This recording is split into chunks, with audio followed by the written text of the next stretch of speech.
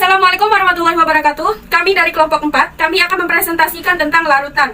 Perkenalkan, saya Nur Aziza sebagai moderator dan pemateri pertama, Hatijah sebagai pemateri kedua, Fitri Wulandari sebagai pemateri ketiga, Mas Hadatim sebagai pemateri keempat, Pendi sebagai pemateri kelima, dan Heru sebagai pemateri keenam. Untuk mempersingkat waktu, kami akan langsung membacakan materinya. Yang pertama tentang kimia larutan. Hampir semua gas, cairan, dan padatan penyusun alam semesta adalah campuran. Karakteristik campuran, komposisinya bervariasi, memiliki beberapa sifat komponen penyusunnya. Campuran seperti homogen, terdiri dari satu fase larutan, heterogen terdiri dari dua fase atau lebih, koloid dan suspensi. Fase larutan, gas, contohnya udara, pada, contohnya perunggu, amalgam, dan paduan logam lain.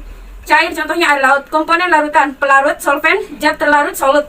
Kelarutan, solubility, gram zat terlarut per 100 mili atau 100 gram pelarut pada suhu dan tekanan tertentu. Larutan tak jenuh, unsaturated, jumlah solut yang terlarut kurang dari kelarutannya. Larutan jenuh, saturated, jumlah maksimum solut yang dapat larut dalam suatu pelarut. Larutan lewat jenuh supersaturate, jumlah solut yang terlarut lebih banyak dari kelarutan. Faktor-faktor yang mempengaruhi kelarutan. Pengaruh jenis zat. Zat-zat dengan struktur kimia yang mirip dapat saling bercampur dengan baik, sedangkan zat-zat yang struktur kimianya berbeda kurang dapat saling bercampur. Bercampur sempurna, completely miscible, alkohol dan air. Bercampur sebagian, partially miscible, air dan ether. Tidak bercampur, completely immiscible, minyak dan air. Pengaruh suhu.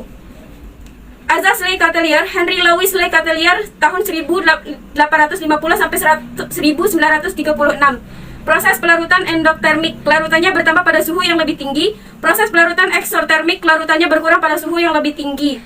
Cat minyak adalah senyawa hidrokarbon nonpolar, maka diperlukan pelarut yang bersifat nonpolar seperti thinner.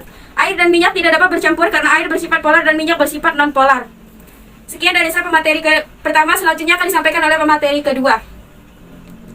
Pada membran, semakin tinggi suhu yang digunakan, maka semakin tinggi flux per menit yang dihasilkan. Hal ini disebabkan karena semakin tinggi suhu yang digunakan, maka akan menyebabkan semakin besar ukuran pori membran. Hasil ini sama seperti yang telah dilakukan oleh Sorel. Suhu juga berpengaruh terhadap rejeksi GD-DTPA dan SM-DTPA. Semakin besar suhu, maka akan semakin kecil rejeksi dikarenakan ukuran pori yang membesar sehingga banyak ion-ion yang melewati membran. Selain itu, peningkatan suhu menyebabkan penurunan viskositas larutan. Penurunan viskositas larutan berpengaruh terhadap jarak antar partikel dalam larutan akan semakin renggang, sehingga akan menurunkan rejeksi atau rejeksi yang dihasilkan optimum pada suhu 20 Celcius dengan menghasilkan rejeksi GD-DTPA sebesar 99,73% dan rejeksi SM-DTPA sebesar 99,58%. Pada suhu 20 derajat Celcius dinilai lebih efektif untuk memisahkan gadolinium dan samarium karena memiliki selisih yang sedikit lebih jauh dibandingkan pemisahan pada suhu 25 sampai 45 derajat Celcius. Sekian dari saya. Wassalamualaikum warahmatullahi wabarakatuh. Baiklah, di sini saya akan menjelaskan tentang pengaruh tekanan. Pertama, perubahan tekanan pengaruhnya kecil terhadap kelarutan zat cair atau padat. Contohnya, perubahan tekanan sebesar 500 atm hanya merubah kelarutan NCl sekitar 2,3%. Yang kedua, kelarutan gas sebanding dengan tekanan partial gas tersebut atau hukum Henry. William Henry 1774 sampai 1836.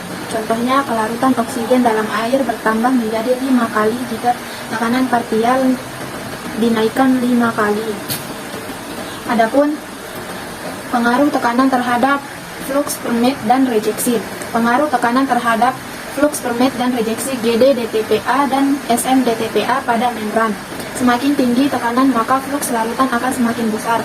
Hal ini disebabkan karena adanya pengaruh gaya dorong tekanan, maka molekul-molekul dalam larutan akan semakin banyak melewati membran. Tekanan juga berpengaruh terhadap rejeksi. Semakin besar tekanan, maka rejeksi GD-DTPA dan SM-DTPA semakin meningkat. Hal ini disebabkan karena dengan meningkatnya tekanan akan meningkatkan laju air pada membran sehingga umpan yang mengandung GD DTPA dan SM DTPA akan banyak menumpuk pada permukaan atau dapat terjadi polarisasi konsentrasi sehingga gadolinium dan samarium yang melewati membran akan semakin sedikit. Lalu adapun pengaruh suhu terhadap flux per menit dan rejeksi. Pengaruh suhu terhadap flux per menit larutan GD DTPA dan SM DTPA pada membran. Semakin tinggi suhu yang digunakan, maka semakin tinggi flux per menit yang dihasilkan. Hal ini disebabkan karena semakin tinggi suhu yang digunakan, maka akan menyebabkan semakin besar ukuran pori membran. Baiklah, saya akan menjelaskan tentang materi konsentrasi. Sebelum kita lanjut, kita harus tahu pengertian dari konsentrasi. Konsentrasi itu adalah cara untuk menyatakan hubungan kuantitatif antara zat terlarut dengan pelarut. Zat terlarut itu dilambangkan dengan huruf T dan zat pelarut dilambangkan dengan huruf P. Dapat dinyatakan dalam suatu satuan tertentu. Yang pertama itu satuan fisika. Satuan fisika yang pertama yaitu persen berat. Persen berat dapat dinyatakan dalam persen W per W. Karena dia berat, biasanya ditandai dengan huruf W. Baiklah, saya akan menuliskan tentang rumus persen berat. Rumus persen berat yaitu persen berat akan sebanding dengan W terlarut per W terlarut plus W pelarut kali 100%. Ini dia rumusnya. Sebenarnya W terlarut sama W pelarut itu adalah total. Penyebutnya adalah total.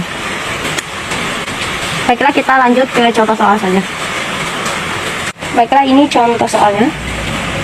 Misalkan larutan CH3COOH 25%.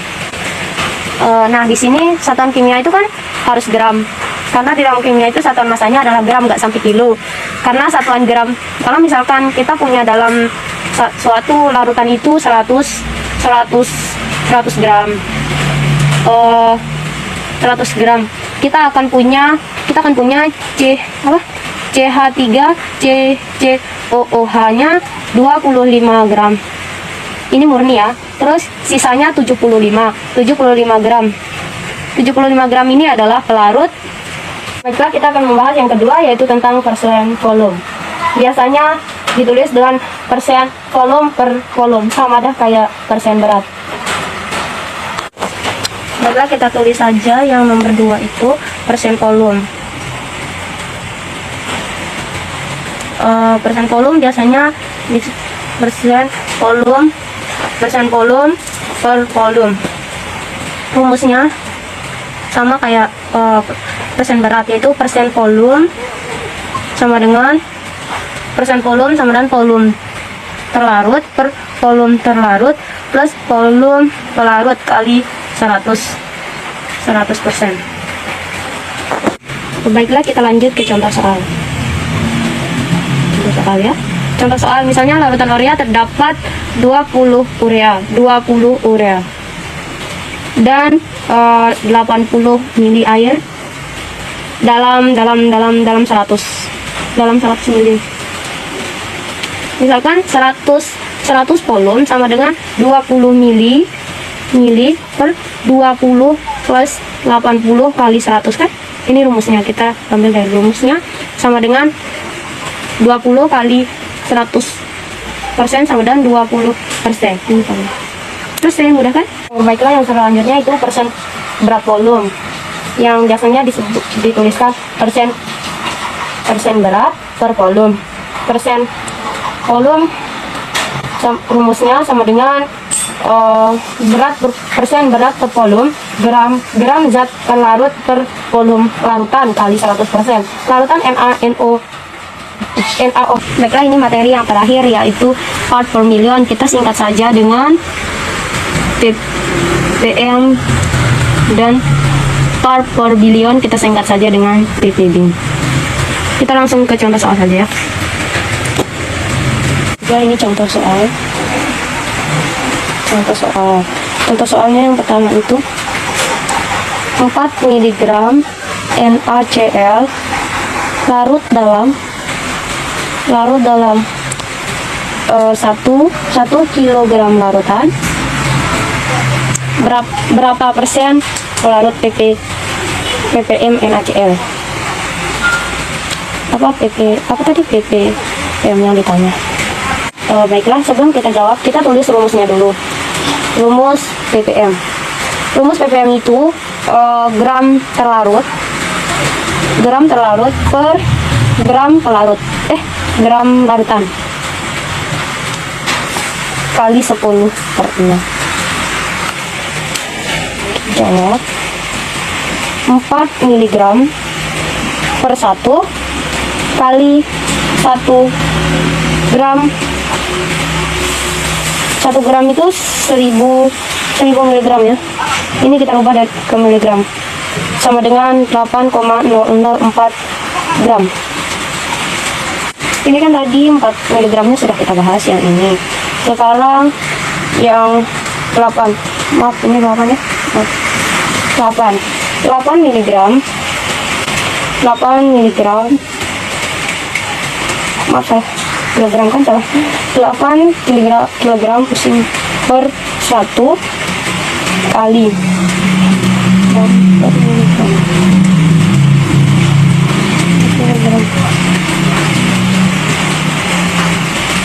per 1000 mg per 1 sama dengan berarti 8.000 mg. Ini kalau sudah ketemu berarti kita tinggal masukkan ke rumusnya. ppm kan rumusnya itu gram terlarut per gram larutan.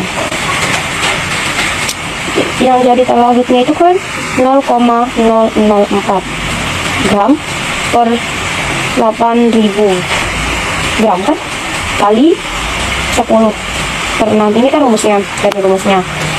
Jadi langsung kita aja, jadinya 0,5 ppm. Udah ini aja. Baiklah, yang terakhir ini ppb. Kita akan membahas ppb. Apa tadi? ppb itu adalah part per billion. Ya, part per billion. Kita langsung ke contoh soal aja. Contoh soal. Baiklah, contoh soalnya itu konsentrasi Na3PO4 400 ppb. Ini mudah ya, soalnya dari ketahuan. Dalam 500 mili larutan dengan resiko 1,02 gram per miligram. Berapa banyak, yang ditanya itu berapa banyak Na3PO4 yang terlarut.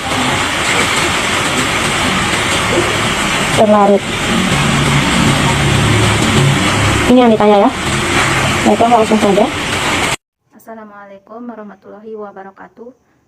Saya akan menjelaskan tentang molaritas. Pertama-tama, pengertian molaritas. Pengertian molaritas adalah salah satu ukuran kelarutan yang menyatakan jumlah mol suatu zat per volume larutan. Molaritas ini dilambangkan dengan huruf M dengan satuannya molar atau M yang setara dengan mol per liter. Selanjutnya saya akan menjelaskan contoh soal. Langkah pertama yang perlu dilakukan adalah mencari nilai molaritas pada tekanan osmotik 29,52 atm. Tekanan osmosis rumusnya yaitu Vm kali R kali T kali I. Nilai I atau faktor Van de Hoff dari H2SO4 adalah 3 karena H2SO4 merupakan elektrolit kuat sehingga nilai I sama dengan jumlah ion atau N. H2SO4 menghasilkan 3 ion yaitu 2 ion H+ dan 1 ion SO42. Sehingga nilai MH2SO4 yaitu M sama dengan Pi per R kali T kali I.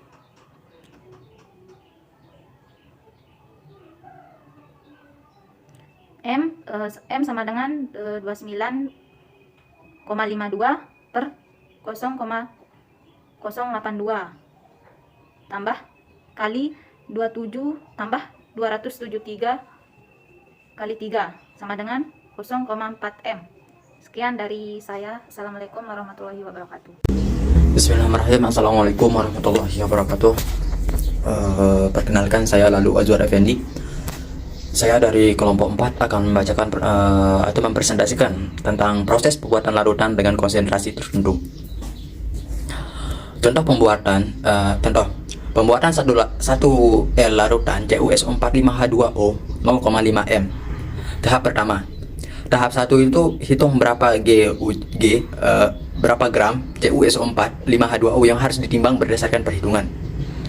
Bila air Cu-nya sama dengan 63,55 gram per mol, terus si S-nya sama dengan 32,0 gram per mol, O-nya sama dengan 16 gram per mol, terus H-nya sama dengan 1 gram per mol.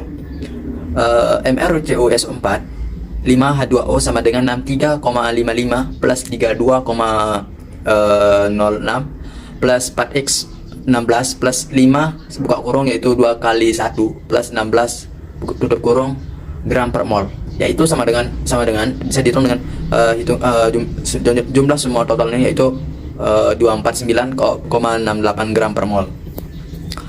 Masuk ke rumus. Tahap ketiga yaitu sediakan labu ukur 1 liter dan masukkan 124,8 gram CuSO4 5H2O dengan menambahkan air ke dalam labu ukur 1